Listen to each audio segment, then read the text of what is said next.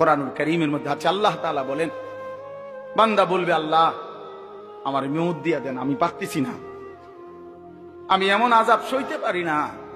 আল্লাহ বলবে বান্দা তুমি জানো না, লা ইউকদা আলাইহিম ফায়ামুতু, এখানে তো মৃত্যুর কোনো ফয়সালা নাই।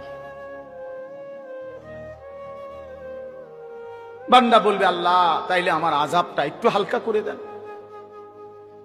আমারে মাসে একদিন বিরতি দেন, আমারে 24 ঘন্টার মধ্যে 10টা মিনিট একটু জিরাইতে দেন, আমি যে আর পারছি না এই আগুনে।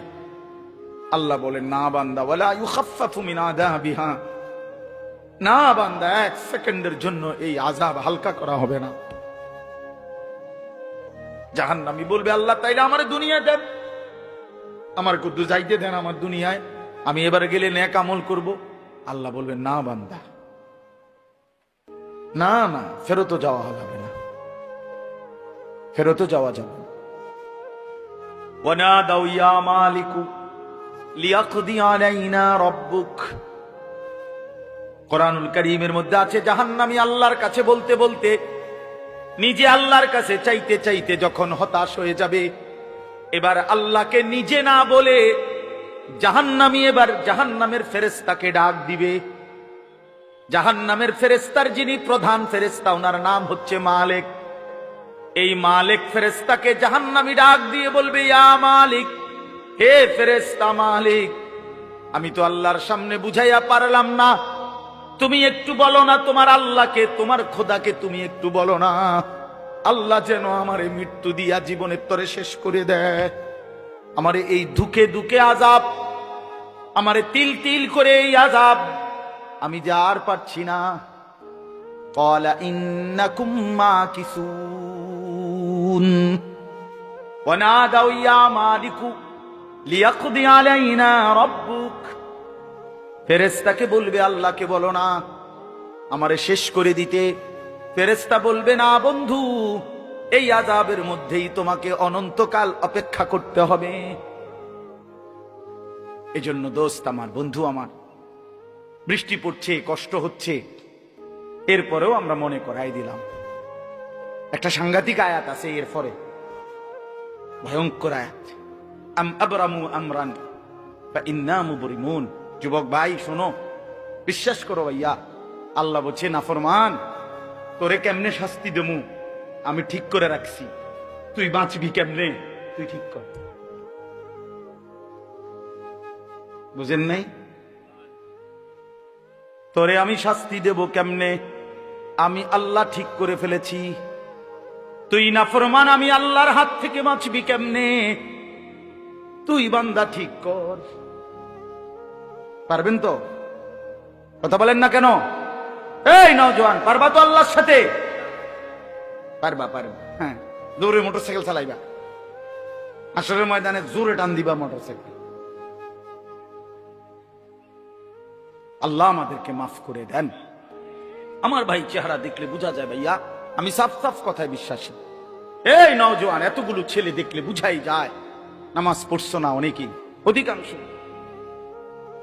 চেহারাই প্রমাণ করে ভাইয়া কেন জিন্দেগি নষ্ট করে দিচ্ছ, কেন জীবন শেষ করে দিলা।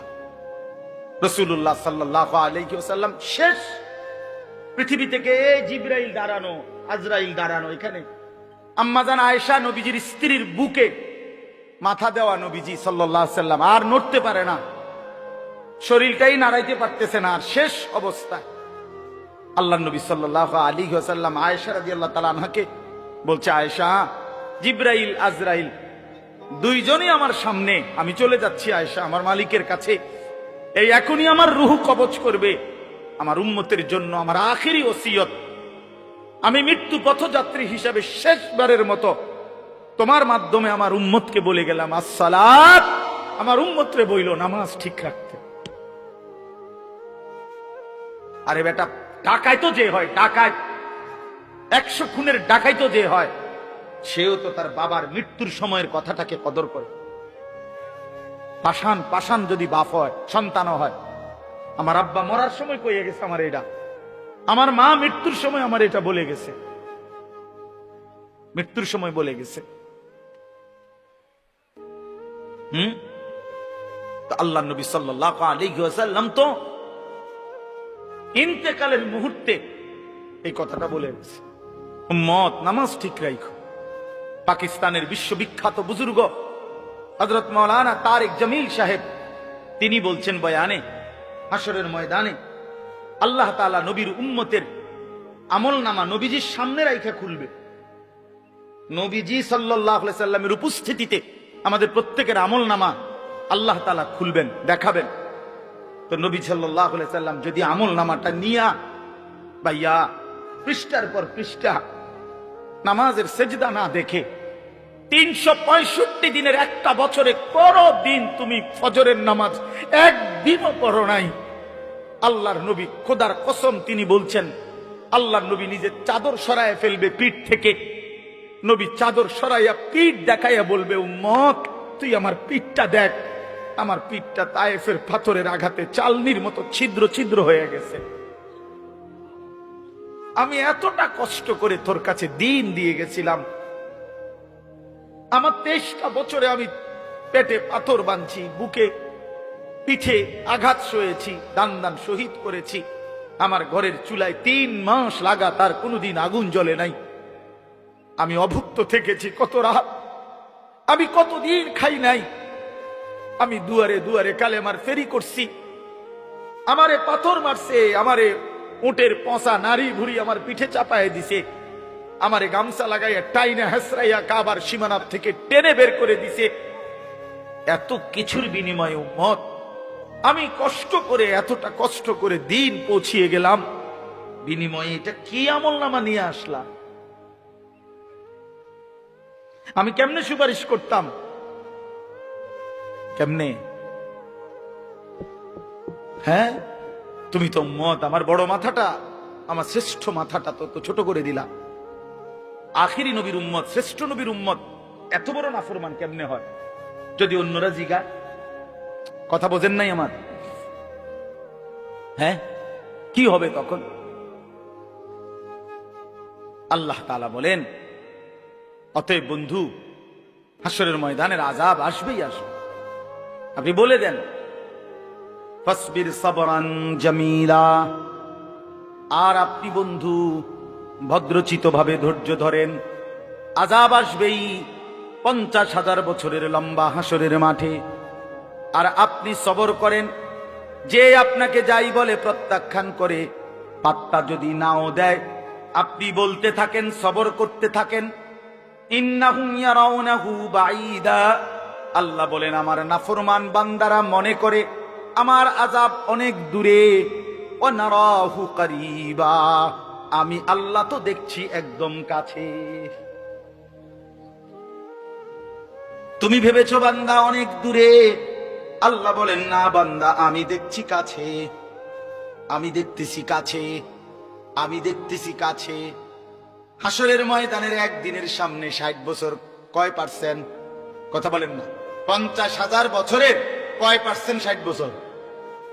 কোন পাত্তা আছে কোন? তাইলে আল্লাহ বলেন তুমি মনে করছো আযাব দূরে, আমি দেখি কাছে, আমি দেখি কাছে। 60 বছর কিছুই না, 70 বছর কিছুই না, 50 বছর কিছুই না। কবরের এক রাতের সামনে, কবরের এক রাতে, হাসরের ময়দানের 1 মিনিটে 60 বছর ভুলাই দিবে। কোরআন শরীফে আছে, বিশ্বাস করেন, হাসরের ময়দানে আল্লাহ বান্দাকে জিজ্ঞেস করবে, নাফরমান বান্দা কয়দিন আছিলা দুনিয়া?